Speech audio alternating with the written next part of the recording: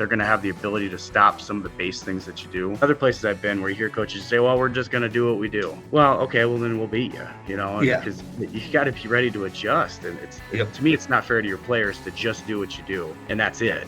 You got to be willing to look for, what's needed to get the job done.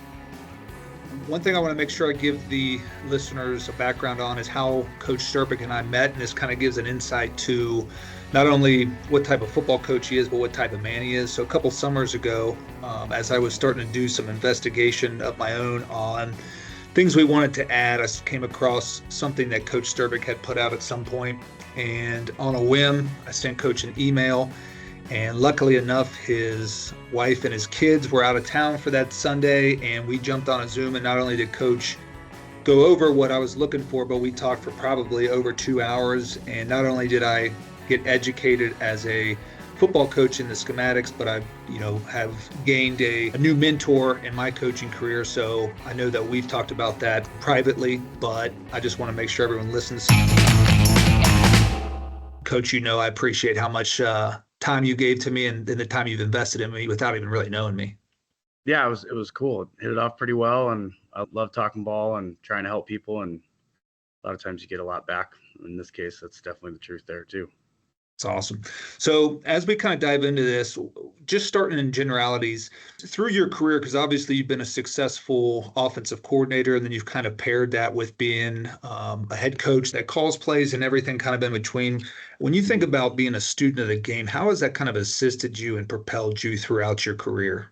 For me, it's just being open-minded about getting better and never feeling like you've arrived and that there's always more that you can do. And I think the fact that you have this revolving door of players that you have to scheme for and it changes, that creates that kind of organically, because one thing might work with one kid, one quarterback, or a group of receivers or whatever, and it doesn't fit the next guys. And so that just being cognizant of that, I think helps kind of facilitate being a student of the game and just realizing that the things that worked the year before might not match the next group, and that just keeps you evolving. And then 2 years down the road, 4 years down the road, whatever, you have a guy that reminds you of somebody you had, and you can go back to some of those things. And there's just so much good offense out there and good scheme. And if you love the game, I think it makes it pretty easy to want to keep learning.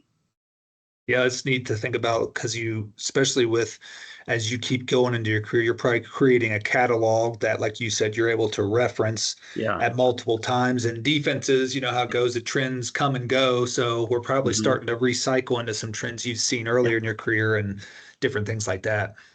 Yeah, for sure. Yeah, there's things that we'll get back into even this fall coming up that I think fits some of our kids maybe a little bit better than last year, and some run game things and some play action things off of the run game that I haven't even put my mind on since I've come to Mines. I did it at the last place I was at. So it's kind of fun when you get to that point. And one thing that, when we had talked earlier in this offseason that you said that I really enjoyed, just as we were picking your brain as you're coming off being a runner-up and the national championship, is you had mentioned to me one time that constant evolution, if nothing else, keeps the game interesting for you the longer you're in it. And I always thought that was a really unique concept to kind of think about. Yeah, you're always looking for the play on top of the play. And even if it's not conscious, like you're kind of subconsciously, maybe you're going back through cut-ups or you're watching somebody else do something similar, and one guy out of that three-man concept is different.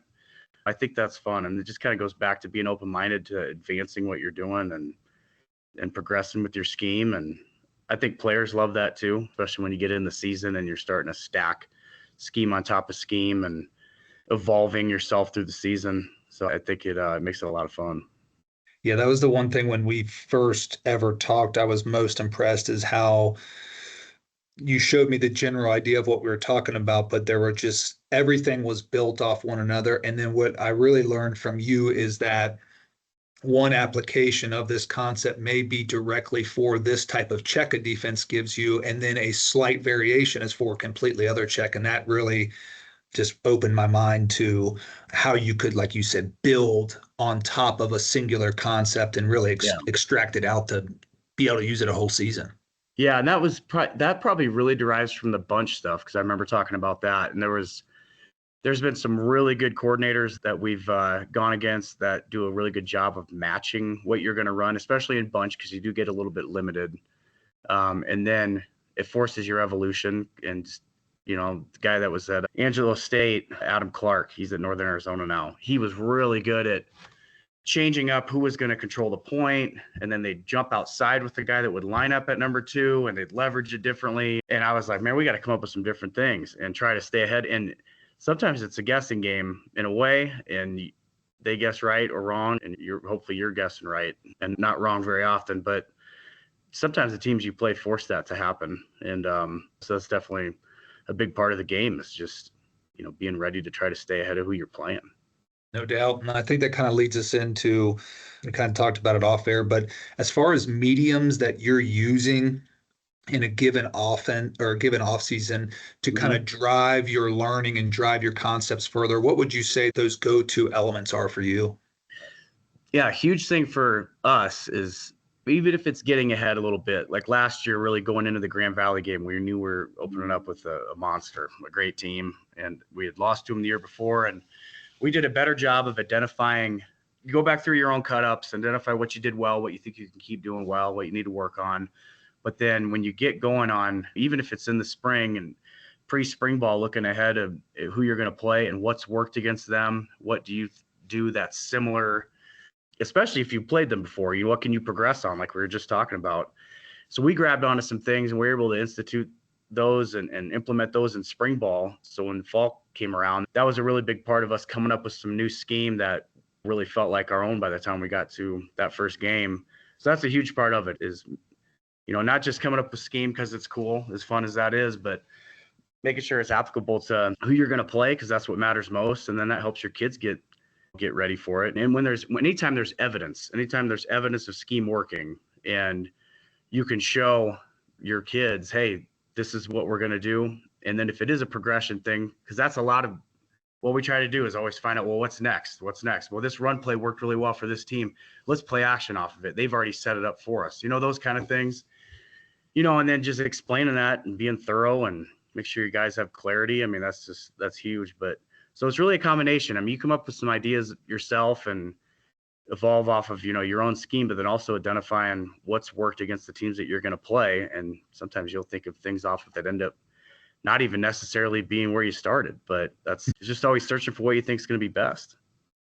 It's always interesting when you get in the middle of a season, or you get through a season, and you look back and you almost can't even remember what, was the impetus for that idea, but you're like, man, that's a sweet idea. I'm glad we put that in. And there's, like you said, I think the thing that's most intriguing to me that you talked about is, and especially for young coaches or guys that are trying to craft their own scheme, I would say that your process is probably drastically different now, with having years upon years of being able to operate your system, as it would be when you were trying to find what your system was. Would you agree with that? Oh, yeah. Yeah, I definitely agree. And I think it also helps, especially with Tim Brandon, our offensive coordinator, O-line coach, and Ryan Diedrichs, our receivers coach, pass game coordinator. This will be our 4th season together. I've been with Tim since 19, but Deeds had left and then came back, and we've really vibed well off of each other these last couple of years. And now we've got some true history off of 2 championship appearance runs, and your players validate the scheme. And if you win, you feel like it's got a chance to be pretty good again, and you keep building off of that. So I think that helps too, is having other people that you've been with. Doesn't mean don't go somewhere new and start over, because there's a lot of good things about that too. But with what we do, I think that definitely helps going into a week. We have that catalog of history that we can kind of turn back to if we need to. And even if it's just similar, like, oh, that's kind of like this that we ran in 2021, and we've got pretty good recall. And then you'll always look it up on Huddle too, if you can't remember exactly what it was. So that quick recall. There's been enough where, God, we couldn't remember exactly something. So then we had to go look it up, which is cool, because we've done quite a bit of different things, and that makes it fun. Yeah, I think that ability to recall things together, and maybe one person knows this idea, the other person knows that idea. To me, what I found is, in my last stop when you're with those guys, is not only do you recall what you're trying to find, but then with this continued experience, it seems like the next idea coming out of it's even further advanced or evolved because of the context. No doubt. Collaboration's huge. Yep.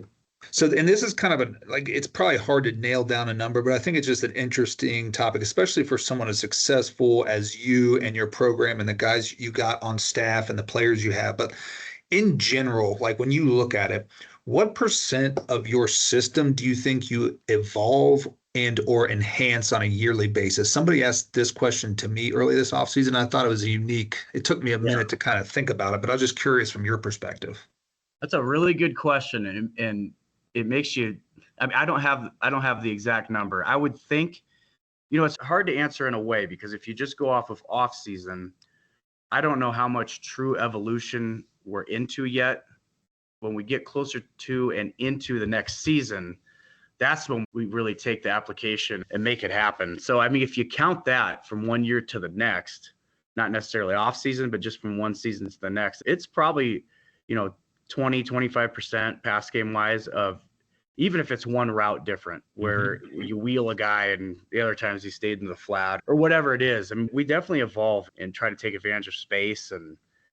And if you've had a couple of years at it, then you start to see, you get to step 7 or 8 on something. And the earlier you're in your process of being a coach, you just don't have that much experience to use. And so sometimes you're still in the earlier stages. So that part does change. I do think run game wise, I don't know if the percentage would be that high. That 20% or so is probably more pass game, just because run game's in the box. And we run a lot of zone, and we run zone insert, split zone, and split zone read, a lot of different shades of those things. So I don't know that we're, really truly coming up with anything drastically different there. Probably here and there, but that pass game aspect with all the space in the field and try to utilize the width and trying to hit it vertical, there's a lot of different ways to do that. And so we're pretty open-minded on trying to see what else we can do. Yeah, and I can attest to that just from our conversations, but even the first one we had, I think there was a couple years layered into that cut up that you gave me, and you can just see it. Like, that's really what intrigues me. And I bet if I had to guess, and this is similar to kind of how we would do it in the run game, it seems like you said the schemes are the schemes, but the evolution to me comes in how you're packaging it. You already mentioned it earlier, like what comes off of that, or maybe we're using this person to control the alley as opposed to this RPO, and then we're going to formation and those type of things. I would assume that's similar to how you guys get quote unquote creativity in the run game. Yeah, and sometimes the players themselves just force the issue on that. But then we have some versatile kids that we can move around and fit into different spots, guys that are running back or H-back type kids that can do some things split out. And when teams see you're in a 12 or 21, 11 type package, but you're doing 10 or 0 personnel type things. I mean, I think that I love that because you make them have to guess or be really base instead of trying to match everything. And yeah, I mean, I think that's huge. It's just maximizing your personnel and finding different ways to do things. Sometimes it's the same thing, but just finding different ways to use different guys in the same scheme.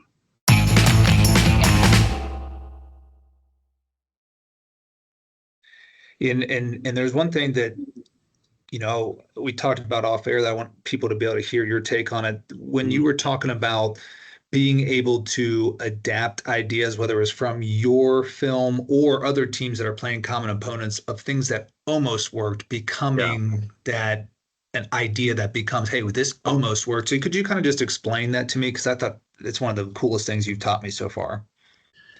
Yeah, I mean, I remember a specific in 2015 when I was at Montana Tech and we were going to play Montana Western, and ended up being for the conference title, 10th game of the year, right before the playoffs. And there was a play action shot that we hit with about 1:40 left in the game to win it. And we had built that. I saw it finally on Thursday before the game. You look at enough film, it's amazing. You can still keep coming up with stuff later in the week. And I don't do that very often, but it was just too good to not put in. And I remember these tight ends on the backside of a tight end wing slot formation. So slot was to the left, tight end wing on the right. And I think these guys kind of ran the wrong route, but the way that they affected the defense, one of them ran a crosser and the other one kind of stopped and sat. And all I saw it spaced vertically where if he just would have kept going. So we built a play action off of that. And it was just something that they didn't run against Montana Western. But I thought, God, if we did that, I think he's wide open.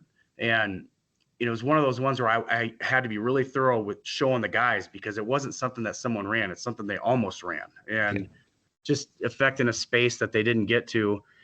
And so that's kind of, I ended up scoring on the play, and our kids came through and executed. I think the timing of the play call was good. And so that's kind of just been one of those things where, God, sometimes you just see the space that they didn't put anybody in, but was created that you can attack. And it just goes back to being open-minded, not put a ceiling on what you're watching, and, not being afraid to try something different. I think that's a huge part of it too.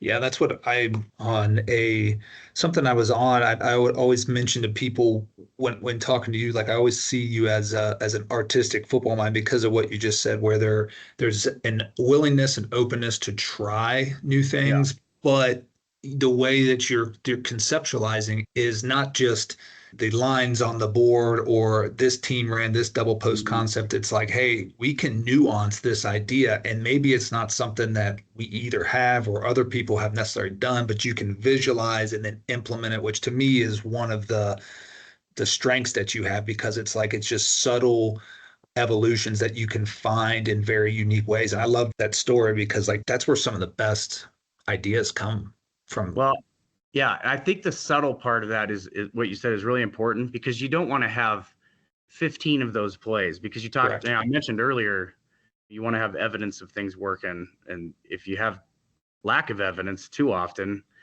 then you're rolling the dice too much. And then it's hard for your players to trust in what you're doing. And you also have trouble, you want to be able to teach the scheme and have really good knowledge base of it and know the rules and all those kinds of things. So, I mean, I think it's a good thing to remember, is finding the balance with those, and just it might be a couple shot plays here and there. And that's really what it probably builds into, is those are shot plays. We're not talking about inside zone and we have one little tweak, but it's a shot play that Chuck Morrell, I worked for him at Montana Tech, and he used to always call them silver bullets. You got to have those in your gun. And I've always remembered that. And that's, you got to have those plays that there's no way they could be ready for, because no one's running against them. It's awful hard for a defense to prepare for what they haven't seen. And having a couple of those kind of things, and then if you get in that situation, it times up right and kids are ready and you make it happen. Yeah, now that my brain's jarring on this, I think we used this piece of advice that you gave us against a defense conference championship 2 years ago that was very stout in the films that we had, that they weren't giving up a lot of points. So what Mm-hmm. we had to do is, I believe I used your exact quote as, hey, we need to find almost evidence to show to the Yeah. kids that, hey, it's there, but maybe, a scheme, a Mm-hmm. team didn't hit it this or didn't hit that. And I know we did that last year for our condensed package, like a team tiptoed into using condensed, but it gave us just enough to show, hey, this is how they're going to match it. These are the leverages we're going to get. This is where we're going to be able to steal yards or steal an explosive that in big games that can be what breaks it open. So, No doubt. all right. So this is one that's interesting to me, is when we talked about this off here, and I think you had an awesome view on this one I hadn't even considered really, is when you're tailoring a concept that is already effective in your offense. So you go and you review it and you go, okay, we obviously know this concept's very effective for us. What is your systematic approach to that? And what are the variables that you're considering when you're trying to enhance something that's already a core piece of what you do? Well, I mean, teams are always going to try to stop the things that you hang your hat on, that you base your offense out of. And so just having those extra, like we run a lot of slant RPOs, and we got into a scheme of having the outside guy, instead of running a fat slant, we had him just go vertical. Just one thing that was different out of a really base type of scheme. And so it's just having the willingness to take the next step in something and see how it can affect the defense. And then we get pretty lucky here because our defense is really good. So it forces us, even in practice at times, to have any success, to try some different things and try to take something that's real base. And maybe it's a 10 personnel, 4 wide, 2x2 RPO, but we run it out of 11 just to keep them from putting their sub package in, and just kind of subtly, kind of subconsciously bouncing ideas, off of each other, just schematically that way. So I think that's really important too. But, you just got to find the balance of when you need to evolve base scheme and tailor it to who you're playing. And, you're not playing a top 10 team every week. And those teams that you're playing, in those big games, I mean, those are the times where you got to give them some credit. They're going to have the ability to stop some of the base things that you do, and then find the right guy to attack and try to run the double move off of an RPO that you base out of quite a bit, or run the play action off the run play that you run a lot. And I think that's huge, because if you just go in there, it drives me crazy when coaches, on teams we've played, not necessarily here. I think our guys in our league do a good job. But other places I've been where you hear coaches say, well, we're just going to do what we do.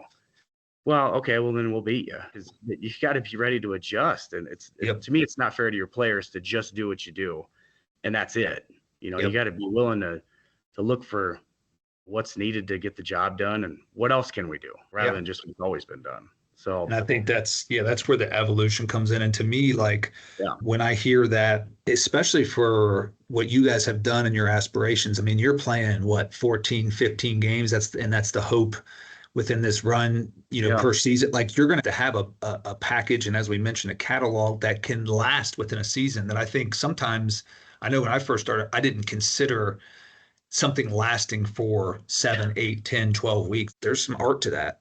Yeah, no, that's a really good point. We played 31 games the last 2 years, and that's a lot of games. And like this year on our install, we literally have a column on the right of specific ways to run some plays to not forget, because they were really good and they were in the playoffs. And we scheme hard outside of the playoffs, but when you get to those playoff teams, teams that can really play man against you, and those kind of things that you've got to be able to negate. And so we scheme even a little bit extra hard in those playoffs.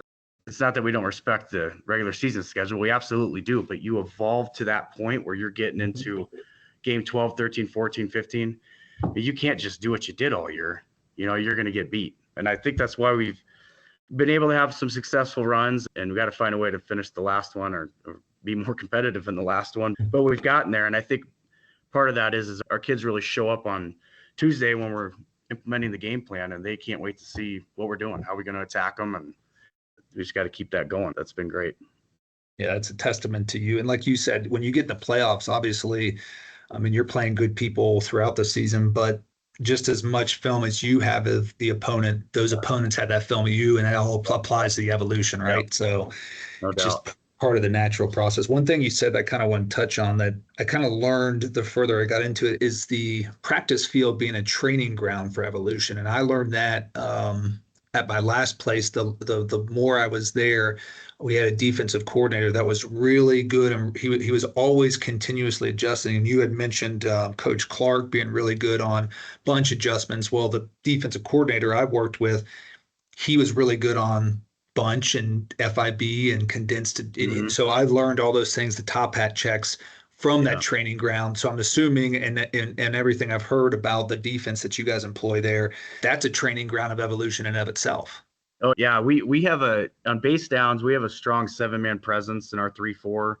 Outside backers are tucked up tight, no matter what you're in, and they can get flat and chase down bubbles and keys, and because that's the first thing you think is, well, can't you throw outside of them? You can't run the ball in 10 against it. The math doesn't work, and so you make yourself have to match the numbers in the box. And that's probably, just for me personally, made me better at being more cognizant of that, because they force the issue in practice. Like, even if it's, even if they got the 7-man presence and you do have a tight end in there and you can read one of them, well, then it's just even. Sometimes you want to try to gain an advantage in the run game. So it has forced some things in practice, but hopefully we've done that too. We were pretty heavy volume formationally and using the personnel, and so I think it's worked both ways. That way, when we get into the season and we're playing teams, we feel like in a lot of ways we've gotten, as good a look in practice as we're going to get in a game. So it's definitely a good cat and mouse. And we have very good open discussions. That's huge. With each other, talk about what we're doing well. And that is huge. I mean, your culture on your team's huge, but it's really great when you have it on your staff too. I think, and I don't know your progression in coaching on that, but I noticed this, and I think it's always good to put out there, is early in my career, for year 1 and 2 as an OC, I was so cautious about utilizing the defenses, asking them questions, because I knew the weaknesses, but I didn't quite have answers for my weaknesses. So in my head, it's like, I got to win in this practice, so I don't want them to know. The biggest change I made was over the last 2.5 years is, the first person I would talk to about an idea would be our DC and say, hey, is this stressful? What does this do? What do I need to do? And then I know I even took it further. in like, hey, after we come out of training camp, all right, what are our tendencies? What things do I need to purposely break? And I know for a fact a couple key details that were given to me over the last 2 years were the difference in having strong tendencies that worked against us and breaking those. So I'm sure that, I don't know when you were able to discover that the importance of meshing with a defensive staff, but like that was what happened with me. Oh yeah, I wish I would have done that more earlier as well. I was at Mhm. Grandview, and Joe Woodley's the head coach there now. He was our D coordinator. We're still pretty close friends, and I wish I would have gone down the hall more and just tried to bounce ideas off of him. And we were both in our late 20s when we got hired there, Yeah. trying to figure it out. And now he's running a powerhouse program. And when I got to Montana Tech, BJ Campbell was our defensive coordinator then, and I used to go down to his office all the time and do that. And Chuck was our head coach. He was great to bounce ideas off of. But that's probably where I really got into that more. And it's very beneficial. I mean, it's huge because there might be something that someone did against them off of what you're talking about that might take your scheme to the next level or might be the difference in a game. And you got to talk about those things. They're not just going to come up on their own. So, yeah, I think that's a really good thing to be aware of. Yeah, I agree. And so we've kind of hit this, but I think it's just see if there's any further detail on this. And now, especially with how well evolved and developed your system is, it might be different than earlier in your career. But how much do you study your team versus watching outside teams, film, NFL, different levels of college? Do you kind of have like I'm sure it's probably a little different now, but do you kind of have a balance of how you go about that? In the off season, Yes, sir. yeah, we'll after recruiting ends, we'll get to the cut ups in February and roll through that.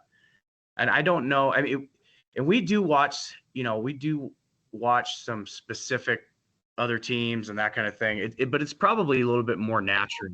I don't know. I mean, there's some people I like to look up and watch and see specifically what they're doing. Obviously, Sean McVay in the NFL, it's always fun to Yeah. see what he's got going on. And, Oh yeah. he's definitely someone like that. Kyle Shanahan's great that way. I mean, there's a lot of others too, but those are two that pop in my head. Like I literally will look up on YouTube and just pop through a game. Yep. That's a cool way to try to grab stuff, but we definitely look at ourselves first. And it kind of goes back to the idea of scheme can be really cool, but it's got to fit your kids. And I would rather try to grow off of ourselves and what we have, that evolution, and then take things from here and there, even if it's just a little bit randomly from other people. And then, like I said, I mean, the true evolution of the offense happens when we get into game planning specifically for somebody in the season and trying to find what's worked, matched, and balanced with what we have and what we think we can do. And then that really takes off as you go through the schedule. Yeah, I think that's a great way to put it, where the evolution happens in the game plan. And what I do, this is probably similar to what you do, where similar when I first reached out to you, like if there's something that I want to learn specifically about, what I try to do is if I'm talking to, a smart football mind, is I'll go to them with one like major focus, because Mhm. obviously like you could teach me your whole system and I could teach you my whole system, and it's like that's awesome, but like 90% of that's not applicable to what either of Yeah. us are doing. So like I know like when I came to you about bunch, or I go to a coach about duo, or what's the advancement in the RPO or deep, whatever it is, like that's something I had to kind of learn to do, because I'm just like you. I'll watch football to watch football, and I'll save all the stuff on Twitter, but really what I'm doing is kind of creating a catalog. So if I need to reference it, like I'll do that for like red zone stuff, red zone wrinkle in a season, Mhm. where like I have like Oh yeah. Yep. you got all the fun stuff saved. It's like, hey, we got to dig something out. What do we got in this bag? So, and you mentioned this before, and I think it's been the theme of our deal, but I think is a great spot to kind of make sure we help educate guys that are listening is, how do you know what's too much? How do you walk that fine line of learning and, like you said, grab bagging? Because I've done it. I've done it where I had all these cool plays and the offense stunk, right? So when you're thinking about a young coach who's building something, how do you help define to them like what's that line they need to walk? How do they need to identify that danger zone? Yeah, I think the way I've gotten to that, I mean, I have an initial game plan that I put ideas on, sort of by run on the left side, and then RPO and play action in the middle, maybe trick plays at the bottom, and then pass plays on the right. And I don't ever let myself shrink the margins, or anything like that, or the font size, or just try to add more. So that's one thing that probably sounds weird, but I've always reminded myself, like, if something's hanging off the page, if I can't see it when I print it, I have too much on there. So then when I pull it and I put it onto my game plan sheet, it's the same thing. I usually do that on usually Wednesday morning. I used to wait till after Wednesday, but I just can't wait now. It's like exciting. It's like a cool advancement during the week, because okay, now we get to make some of this stuff for real. And if I have things hanging off the page, that's too much. And then combining that with, and this is pretty logical, but if you can't practice it, you absolutely should not even have it on your game plan sheet, unless it's some base scheme that you might be able to use as a mid-game adjustment to go back to, which I've done with some things, especially some bunch things, because I don't always like to have everything in the bunch game in every week. Unless it's something like that, and your kids haven't practiced it, they're not going to be ready to run it. And especially if it's the new scheme, you could come up with 8 pass game variations and shot plays, but god dang, you have to be able to practice all those, and they got to be working, and then communicating with your quarterback and asking them, what do you not like? And there might be a couple things that they're like, I don't feel great about this or about this. Take them out, because I can think they're as sweet as I want, but he doesn't feel comfortable running it. It's not going to work very well. So I think those things are the things that I try to hang my hat on with that.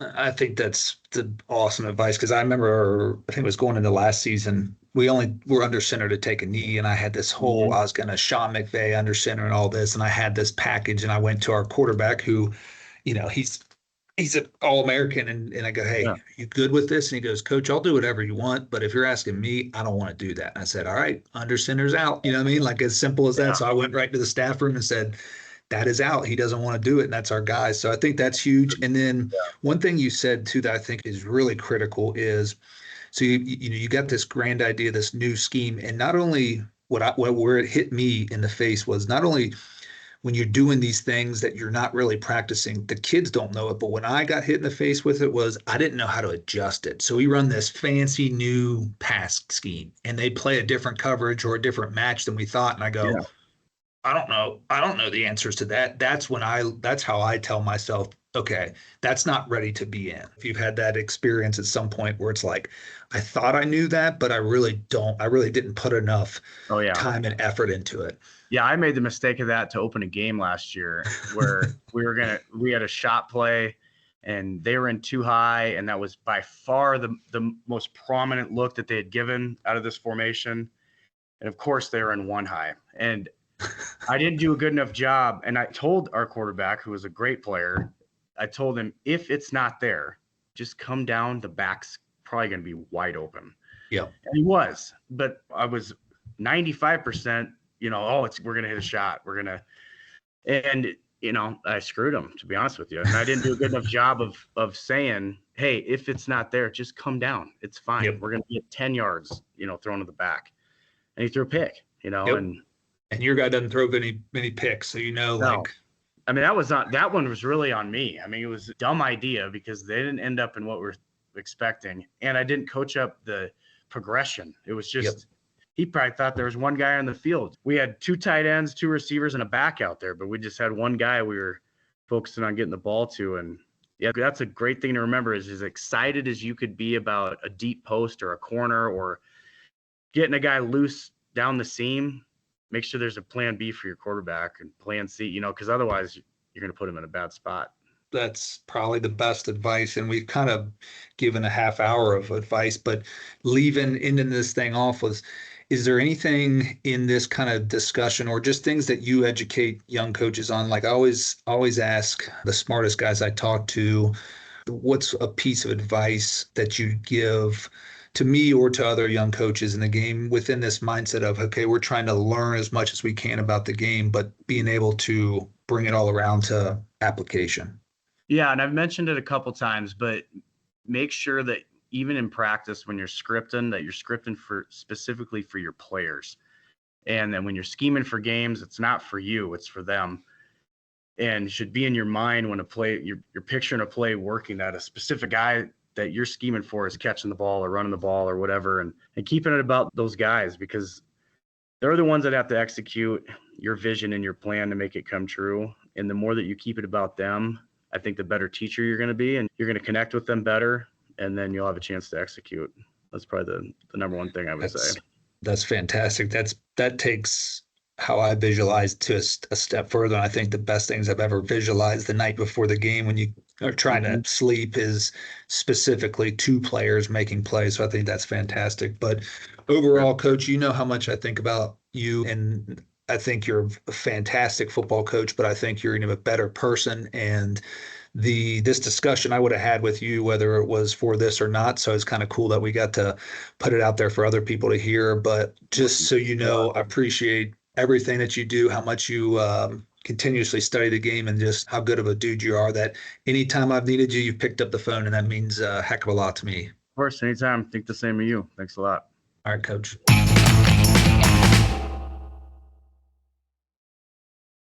Thank you again for listening to the Coach and Coordinator podcast. As you've noticed, we now have a series of podcasts on the Coach and Coordinator Network. We're really excited about this series approach and what each different host brings to us. Plus, we have some roundtables, which essentially are hostless podcasts, starting with Think Tank. We recorded that first Think Tank with Dan Gonzalez, Dub Maddox, and Josh Herring, and I'll tell you, it was so detailed and so good in what they put into it. I know you're going to enjoy that series as well as all the other series we have on the Coach and Coordinator Network. Be sure to follow all of our sponsors currently, that Signature Championship Rings, Modern Football Technology, and Titan GPS. Check out our 10% toolkit, where we highlight all of our partners and what they have available to you, as well as some special offers. The link to that is in the show notes. Check out our enhanced show notes at coachandcoordinator.com. We'll be adding content that works better on video or as a download. And follow us on X at Coach K. Grabowski.